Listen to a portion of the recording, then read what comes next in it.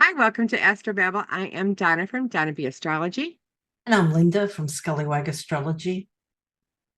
and today we are going to be talking about the full moon in Capricorn, along with the moon mansion and the stone. And while Linda is getting up the chart for the full moon, we have the moon mansion is the 22nd moon mansion, and it is, oh, and I'm going to torture this name again, Galil, Geliel. And this is from Christopher Warnock's book, The Mansions of the Moon. It is the 22nd moon mansion. It is the flavor of Venus, Mars. So a lot of energy right there. And it is also called Lucky One of the Slaughterers. And it has the energy of escape from limitations, a liberation from constraints, swift flight, deliverance, and healing energy. So this can also be liberation. It's if you have an illness, it might be getting over that illness or breaking through a crisis part of that illness. So that's what this moon mansion is about. And what was it, the It's good for flavor? friendship. What two planets? Mars and Venus. And Venus. I thought you said Venus. Yeah. Interesting, because Venus is going to move up and sextile Mars a few days, well, quite a few days afterwards. I just noticed that Mercury will have just passed a sextile to Mars at the time of this full moon too, which is interesting.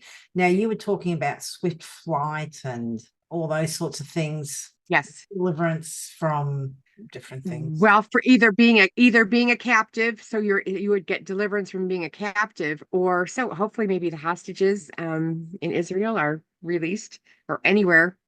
There's plenty of places where people are being held against their will. Hopefully they'll be released.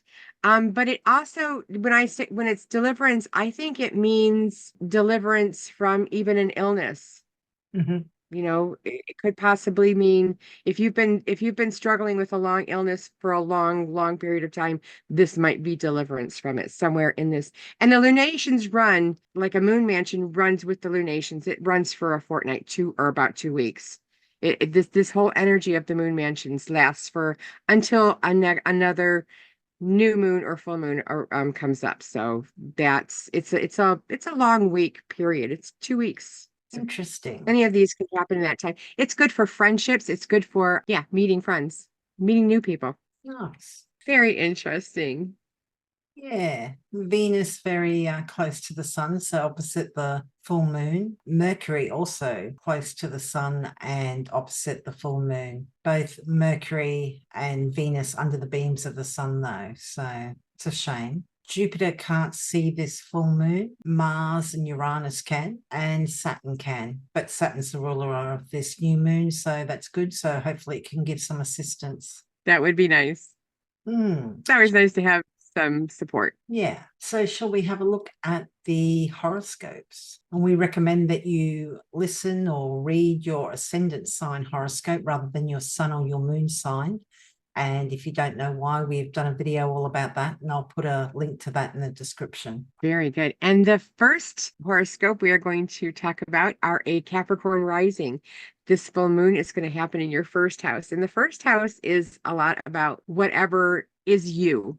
The first house represents you. That's the face that you show the world. So this is going to be happening in the first house. You might have some things with the full moon comes with culminations of things that you have started 6 months ago or so, and you are working to accomplish those things. So this is anything that might be coming to fruition that has to do with something with yourself. If you were planning on changing your wardrobe, or maybe starting something that was just yourself, you might be completing it. Now, if you wanted to redo your bedroom, this might the last piece of whatever you have on order might be coming in the mail right around now if you started this about 6 months ago. So this any projects that you might have started that is just for yourself would be coming to fruition right around now. Mm-hmm. And if you are a Sagittarius ascendant, this full moon is happening in your second house. The second house is the house of our income and finances. It's our personal resources, what supports us. So there may be high points, endings, or culminations to do with these matters. Maybe you've been saving up for something and you are able to buy or purchase some resource that's helpful to you. Maybe there's a big bonus at this time or even a small bonus. So high points, culminations, or endings to do with those matters. And if you are a Scorpio rising, this is going to be happening in your third house. And the third house has a lot to do with your community or early education.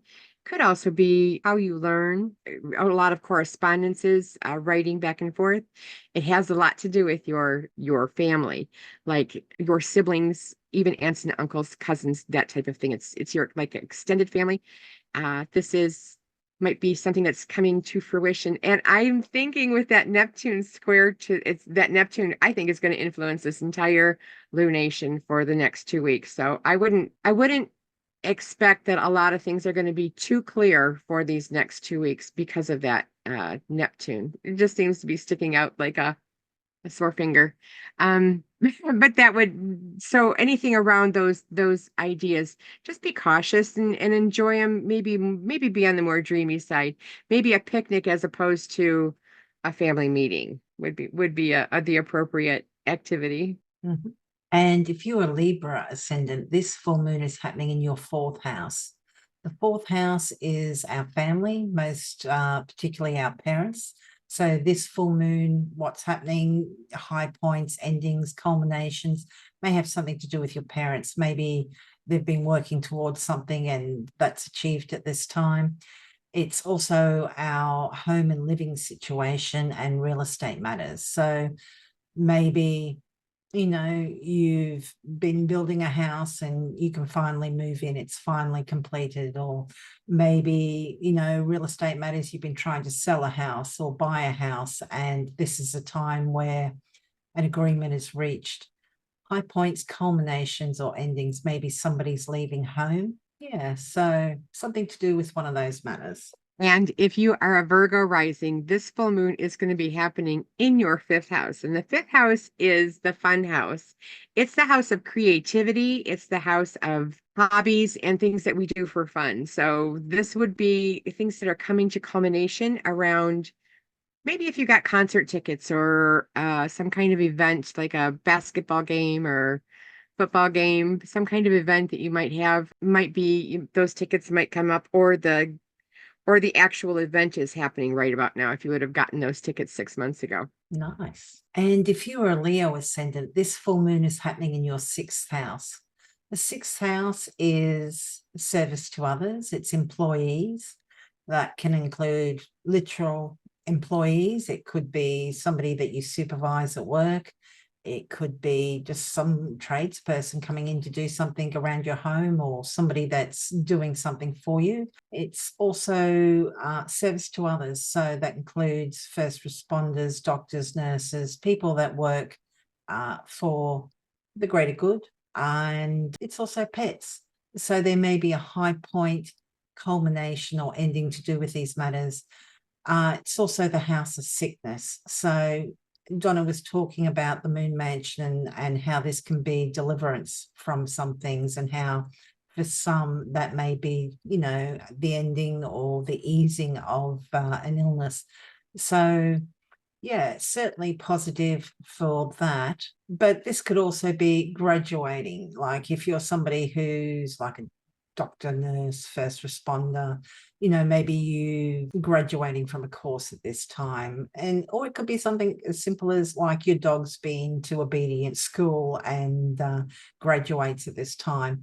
Or maybe it's a pet that you put in for some sort of show and they do well. So that would be the high point. Yeah. So high points, culminations, or endings to do with one of those matters. Very nice. And if you are a Cancer rising, this is the full moon is going to be happening in your seventh house. And the seventh house is the house of the other. It's the house, those relationships that you have, a committed relationship. So in other words, if you are making a hair appointment and she writes down your name or he writes down your name to put you in and schedule you in on the schedule, that is a committed relationship. So anything that If you have to be at a certain place at a certain time, this is those relationships. This could also be things that are coming in combination around even business partners or a romantic partner as well.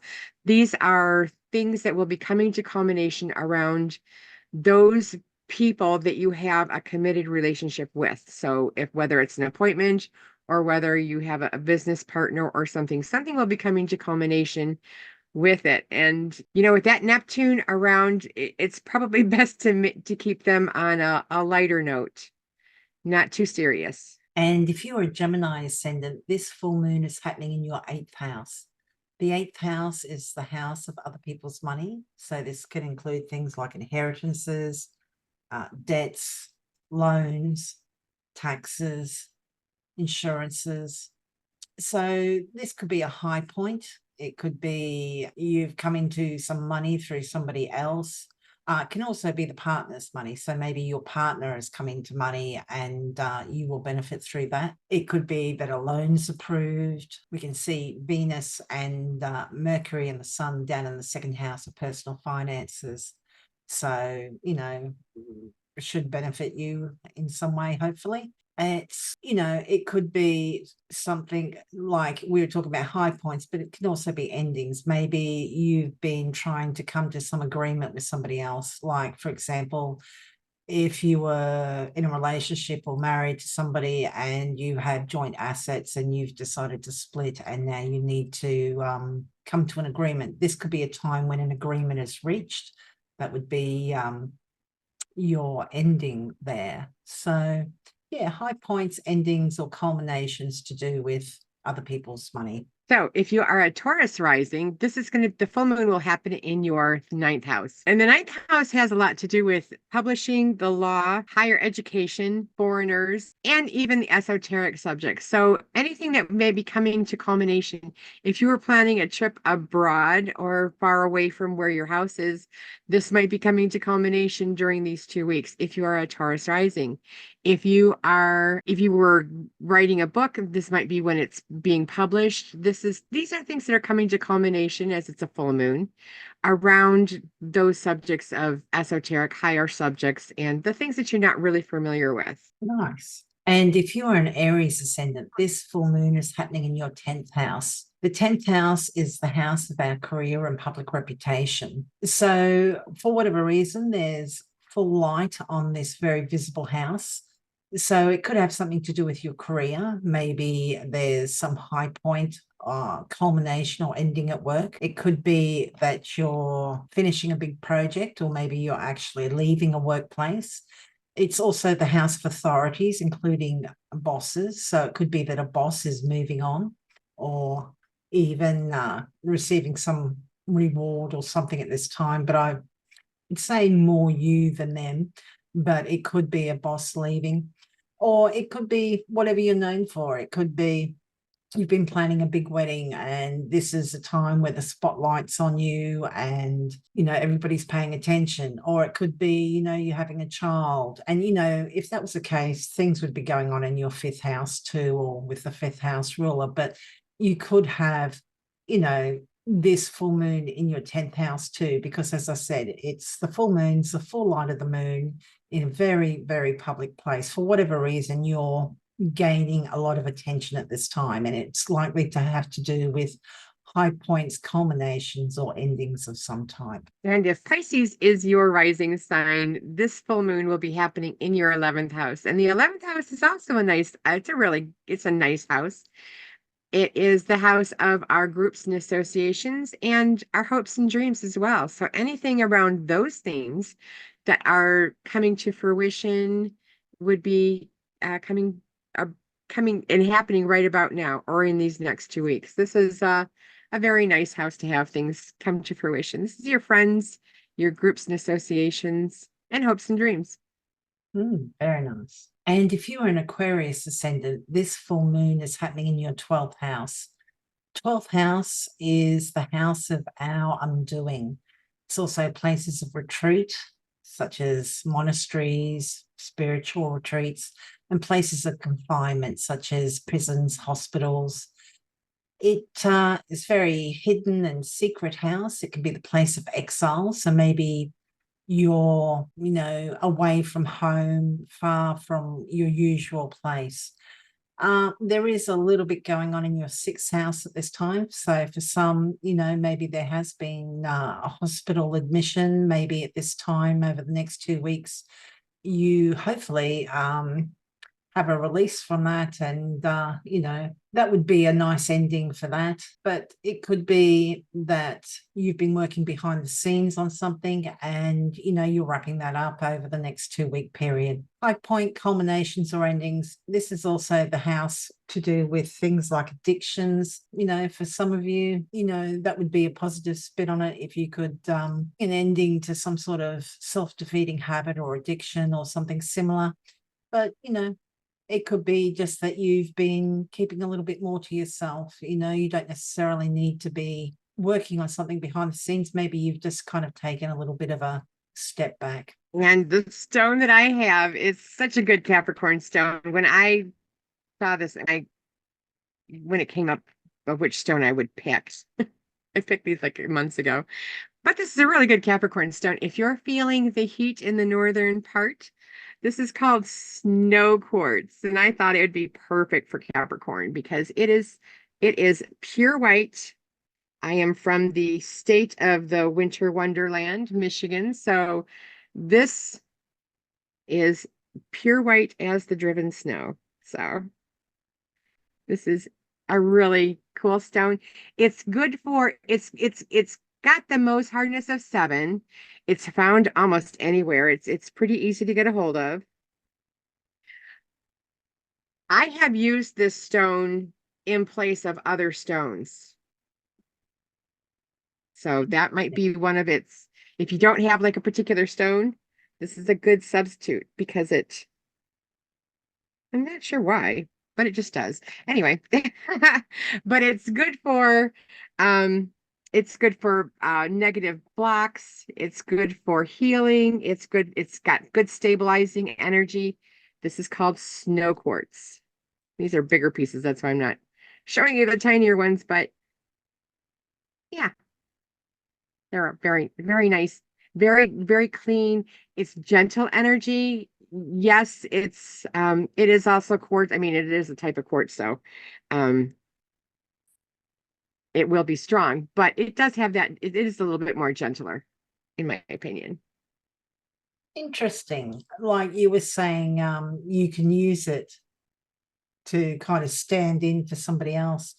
And does your book say that it's associated with Saturn or Capricorn or? No, no, it doesn't. No, I was just wondering because like one of the significations of Saturn is it can be like, the guardian of other people's children or, looking after other people's land and that. No, It just struck me with that's a that. very good Saturnian Mm. link there. And you were saying Very that nice. Well, I have used it. My books don't tell me. I don't know why I decided to use this as a stand-in. mm, Not sure why I did that. I've done it a couple of times. I'm not sure why, but it worked. It gave me the result I wanted to have. So I'm not yeah. sure. I really don't. This is the information that I got this from was Judy Hall. It's a crystal Bible, the crystal Interesting. Bible. So yeah, I'm not sure where I got the idea to do that, but it does stand in for some other stones. Very nice. And that's no quartz. And I will be writing an article about it. I'm going to put this on a counter where you can see just exactly how white they are because they're like pure white. Mhm. That's the driven snow. Very nice. And the first aspect will be Mercury will trine Saturn. This is a good time for those serious talks. This is a time for having the detailed conversations. If you're negotiating, and I know that there are some negotiations going on around my neck of the woods, but if you are negotiating for contracts and stuff like that, this is a very good day to do that with the Mercury when Mercury is trining Saturn. Yes. I'm just looking at Mercury there. It will be 14 or nearly 14 degrees away from the sun. So it will be starting to become visible again, which is good. So practical thinking, that type of thing. This is a good time for organizing as well. Yeah, I mean, Mercury's coming out from under the beams of the sun, which is good. Saturn is going to station retrograde at that degree, though.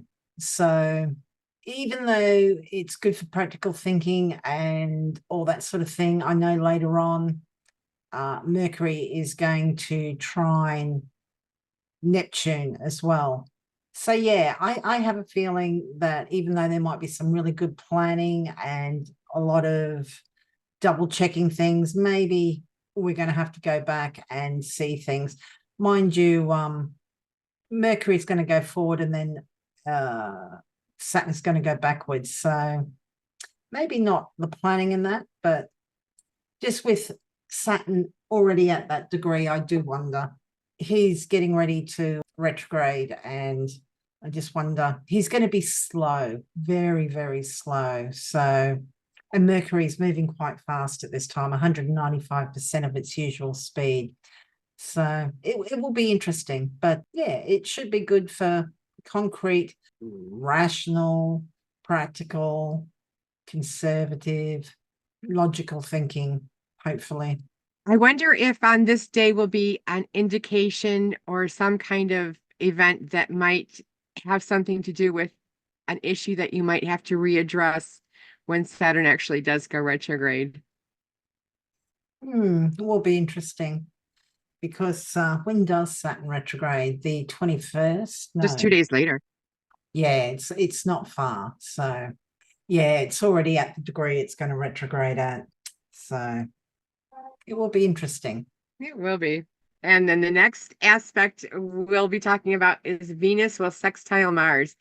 And this is going to be, I think this is going to like support the moon mansion when Venus and because the moon mansion has the flavor of Venus and Mars.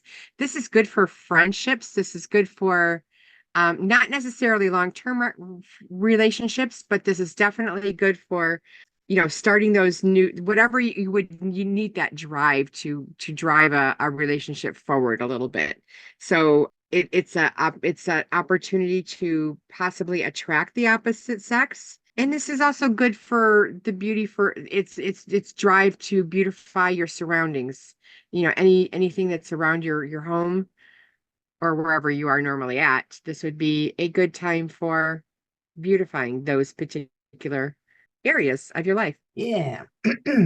This is on the 29th of June. So very nice. Yeah, I see these two together. I kind of think, it's a sexy, floaty kind of fun energy. I noticed that at the time of the exact sextile, the moon will be conjunct the North Node. So emotions may be amped up a little bit too. And in Aries, it's going to be fast and fiery and impulsive. So yeah, it could be some fun times for some people. So, but like Donna said, it may not have a lot of super lasting power, but you've got to get a start somewhere sometimes, haven't you? Yep. Sometimes it just it's a little bit of that courage to just take that jump from where you're at. 5 seconds. Yeah, and so yeah. Exactly. And then the next aspect is, and this is this is one of the slower moving planets, and it's going to go retrograde. So when Saturn will retrograde on June 29th at 19 degrees of Pisces. So if you have any planets at Pisces around 19 degrees, this is going to probably be a little bit more impactful for you. I think Saturn goes retrograde until November 15th. That's right. And yeah. it will retrograde to 12 degrees of Pisces. So if you've got planets at 19 or 12 degrees, is it 12 degrees? Yeah, 12 degrees, 24 minutes. If you have planets at those degrees, this would be more impactful for you. But when Saturn goes retrograde, Saturn usually is that stable one. I call it the dad in the whole in the whole scheme of things. It's that, have you done your rules? Have you checked the I's, and have you crossed the T's? Have you done this, that, and the other thing? That's what Saturn is. And so Saturn's not going to be, I don't think, as Saturnian as it needs to be. So don't really depend on Saturn to make sure that you are doing what you're supposed to. You kind of have to have some other avenue to get that energy in to make sure that Saturn isn't misbehaving for you. In other words, don't really count on it, but it could act a little bit more erratic is what I'm trying to say. That's what I'm trying to say. Saturn will act a little bit more erratic during this time from June 29th to the middle of November. So just be aware of that.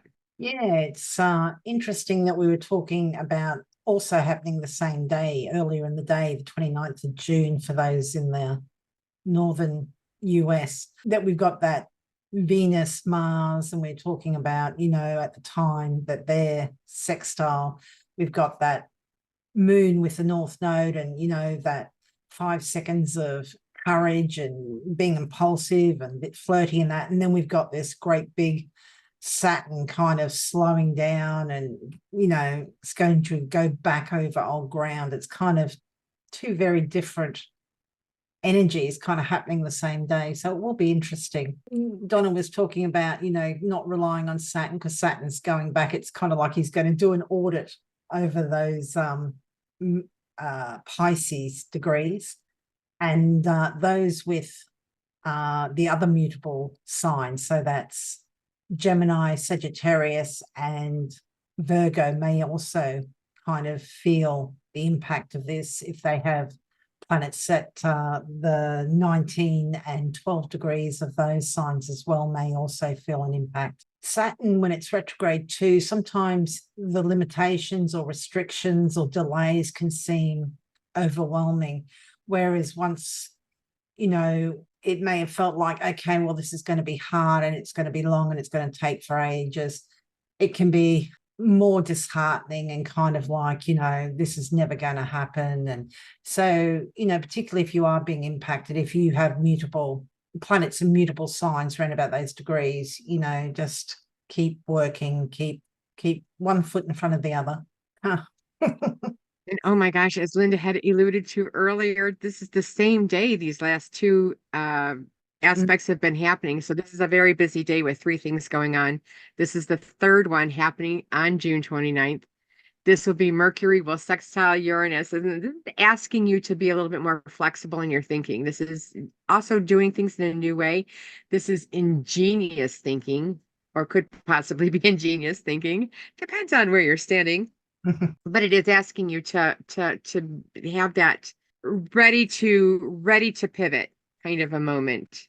Might be on this day, especially with all of those other aspects happening. So it's going to be a pretty busy day. Yeah. Some people might You just may have to pivot. they may just think you're just mad, crazy. But yeah. Well, get Uranus there. I kind of get mad professor vibes. But look, yeah, great energy for thinking on your feet, innovative thinking, maybe thinking communications that are different, unusual, new, usually quite a nice energy. Some people may find it a little bit kind of jangled nerves and that, but yeah, innovative thinking, being open to new ideas.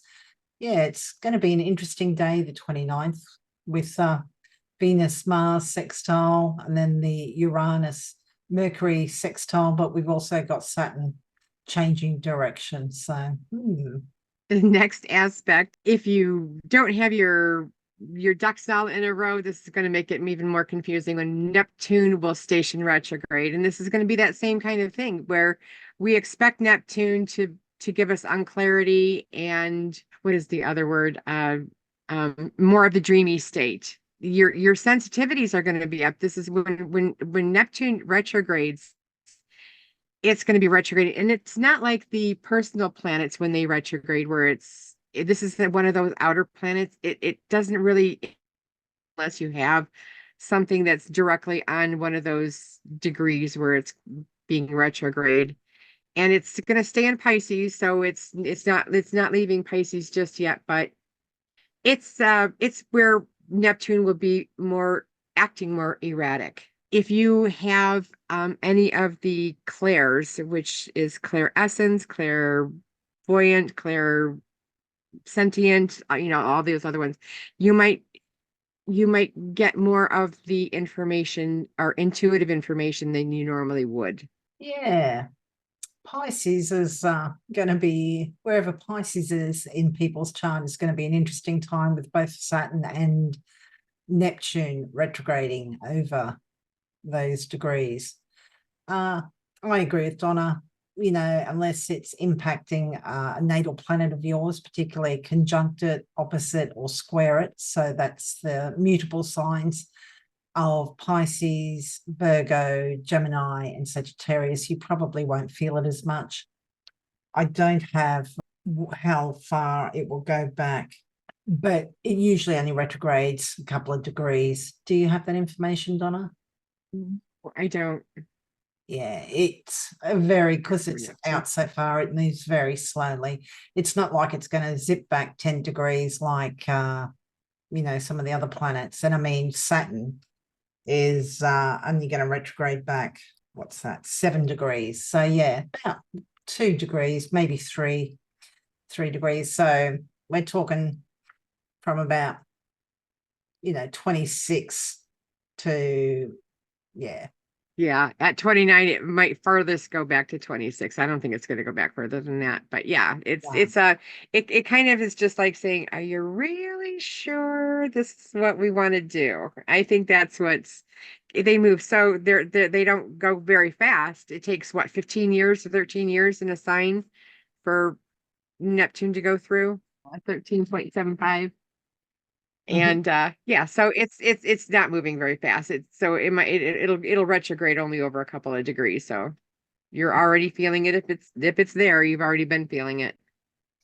Yeah. And I mean, Neptune is also idealistic and romantic and altruistic. So, you may, because the planet itself will be going back over old ground. So maybe, for those that are feeling the impact, it may have to do with your ideals and your visions of, what's right, or even romance, not romance in, necessarily relationship, but just maybe generally.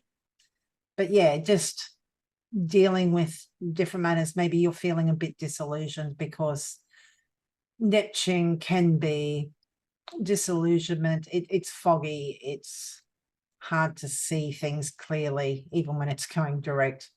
So maybe you're going back over something and realizing that, somebody or something has pulled the wool over your eyes, or you've done it yourself. You haven't been looking at something squarely and seeing it for what it was.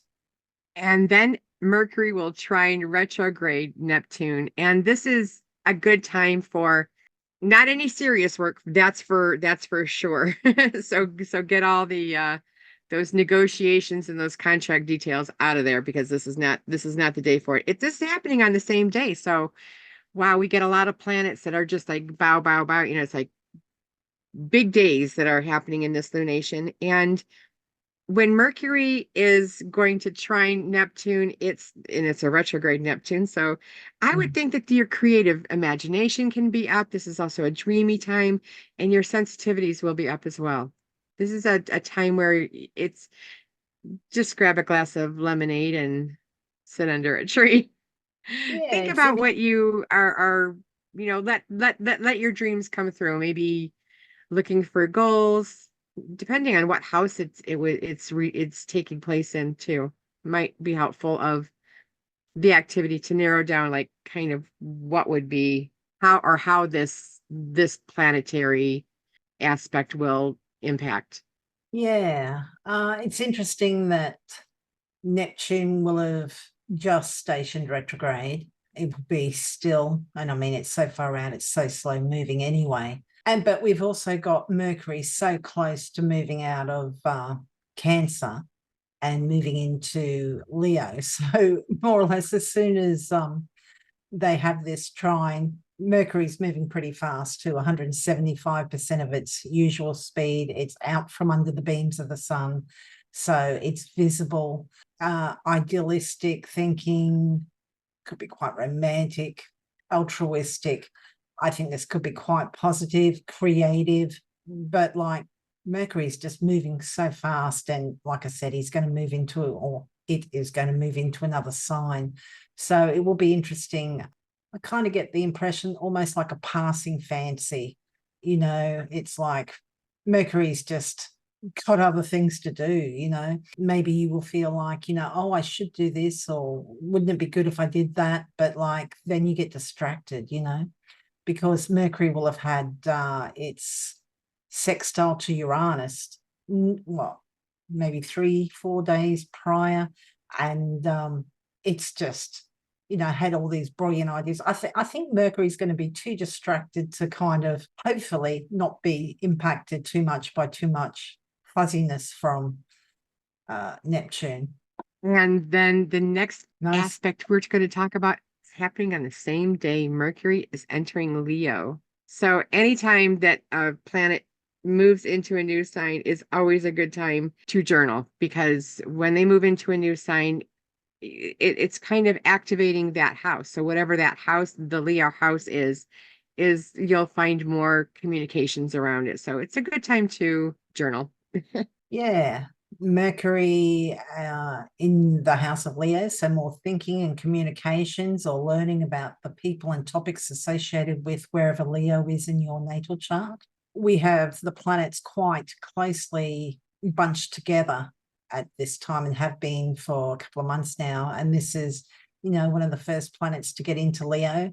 We're going to have the Sun and Venus move in over the next, it won't be for a good fortnight or so, but they will be following up. And then there will be even more focus on the house of Leo. But Mercury is kind of like the scout, going out ahead and checking it all out and seeing what's happening. So yeah, more focus on that house. And conversations, I think, will be more heated, or could be. Well, and in Leo too, I mean, it's a fixed sign, so could be a little bit of butting heads.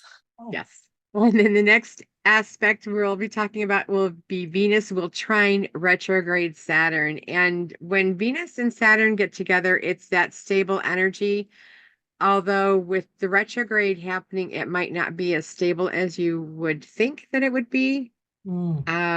This would be more addressing the practical sides of the relationship. Might need to be readdressed. In other words, we had planned that we were going to leave the parties from now on at midnight, and why is it 1:00? Those might be the conversations that you're having. The conversations is like you're readdressing relationship issues. Yeah, I do like Venus trine Saturn and Venus sextile Saturn. I think it does bring some stability. It's the comfort of your fuzzy bedroom slippers rather than the stiletto, but there is comfort to be found there. But as Donna pointed out, Saturn is retrograde.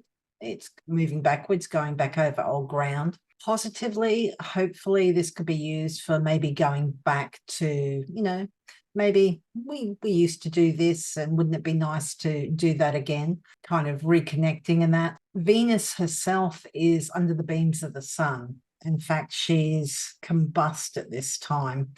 She's burnt up. So Venus isn't in an awfully powerful position. Saturn's in the superior position because he's earlier in zodiacal order, but he's retrograde. So maybe we're looking for comfort, and maybe we don't actually get what we exactly want at this time, but Saturn's going back over old ground, and Venus isn't at her strongest here. So hopefully the trine will make it not too bad, but yeah, it's not as nice as it could have been, I don't think.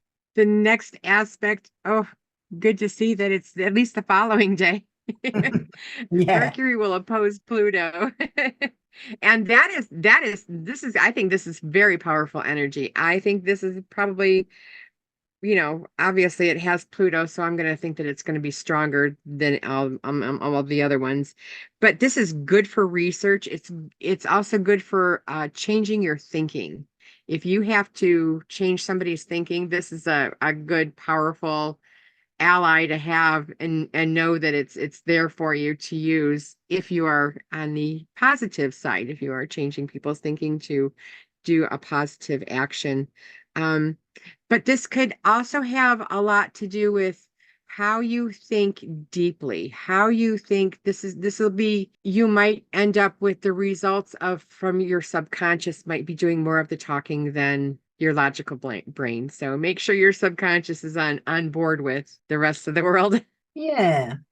Transformative thinking. This is happening on the 3rd of July in the US, very early hours. The previous day was quite busy with a lot of aspects, including, did we have there? We had Neptune stationing retrograde, Mercury trine Neptune, which can be idealistic and romantic in that. We got Mercury changing signs into Leo, and then Venus trining that retrograde Saturn. And we were talking about how that Venus trine the retrograde Saturn and Venus not being strong, that maybe you're looking for comfort in people or things, looking for that stability, but because Saturn is retrograde, it may not be available.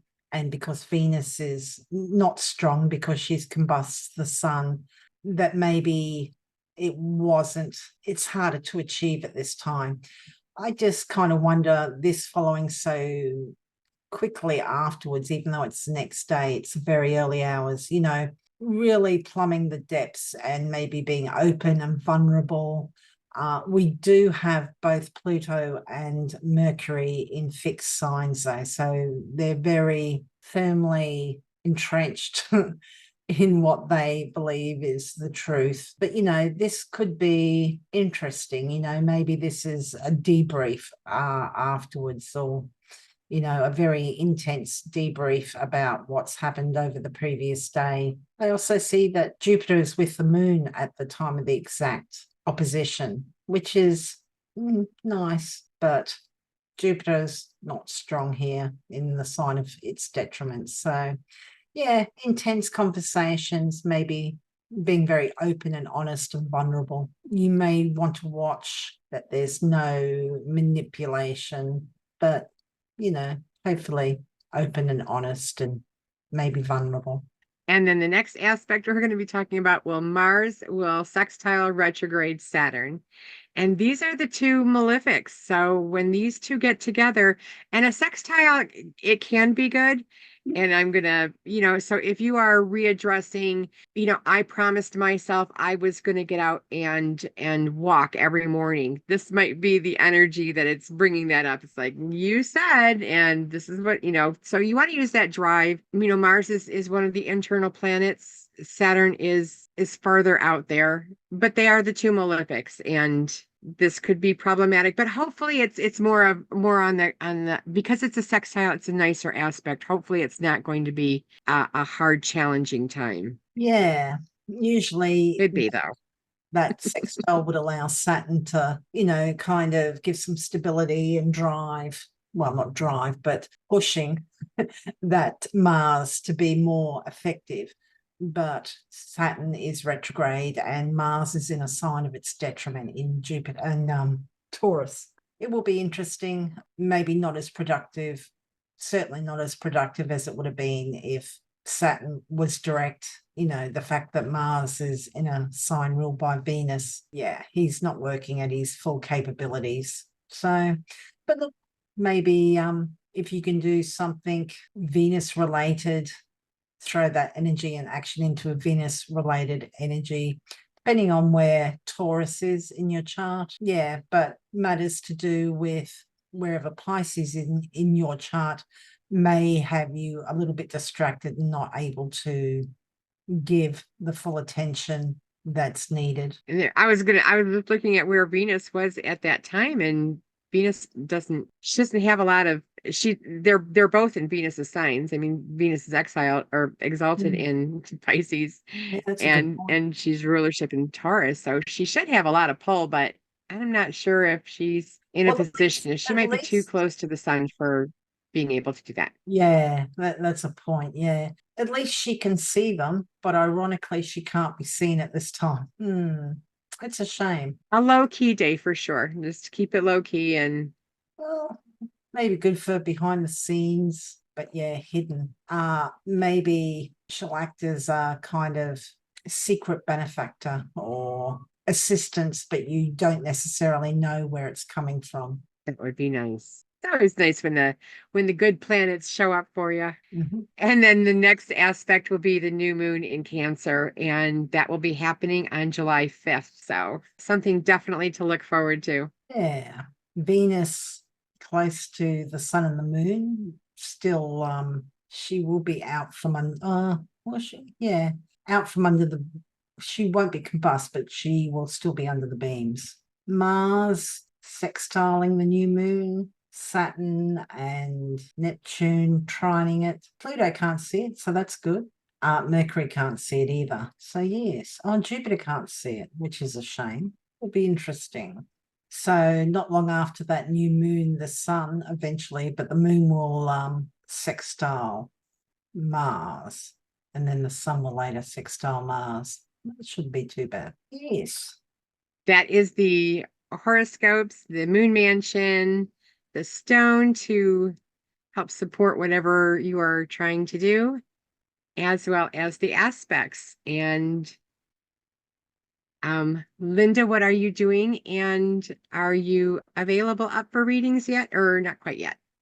No, probably not till September, but when I do, I'll have natal readings, relationship readings, and year ahead readings. And what about you, Donna?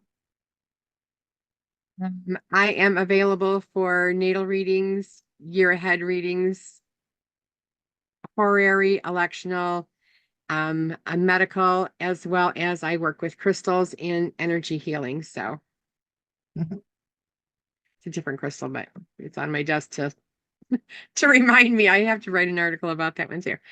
Uh, but yeah, and you can get a hold of me at donnabarconsulting@gmail.com is my where you can write me Mhm.